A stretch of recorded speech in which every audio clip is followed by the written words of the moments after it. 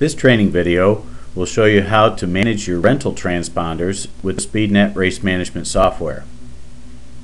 From the main software screen, we're first going to take a look at the Transponder Management window. Select Transponder Management from the menu options at the top of the screen. This brings up our Transponder Management window. The first tab here is the transponders assigned to, and that will show the transponders that are assigned for that race date. On the right hand side will show the available transponders that you have in your rental inventory. You can also click Owner Owned and take a look at all of the owner owned transponders. These transponder numbers would be entered directly in the competitor record for that car number. And you can search this by all classes, or you can search this by a particular class. Okay? Your rental inventory tab, the second tab here on the top, will also show you what car that the transponder is assigned to, the class and the date that it was assigned, as well as give you the ability to check that transponder back in. You can have a full transponder ID over in the left hand column, and then you can create a short code for that. I'll show you by adding a new transponder. To do that, click the new transponder button on the bottom left, and that creates a new record up here. We're going to enter a transponder long ID of 555, and it automatically assigns transponder code of 5. Alright, we can click new and add as many transponders in as we want to. Okay, we can filter this for just assigned transponders or available transponders. Now the check-in button is here for when that transponder is returned.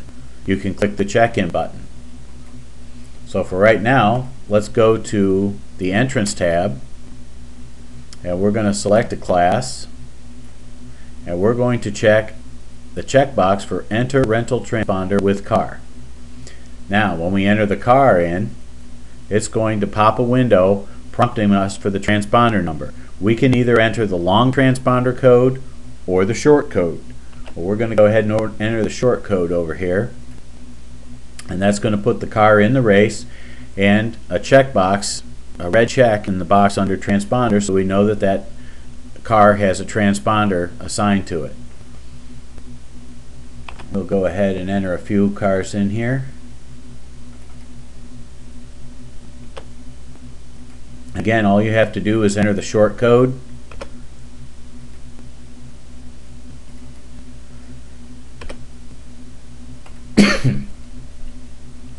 Okay, so now we have these cars entered in the race.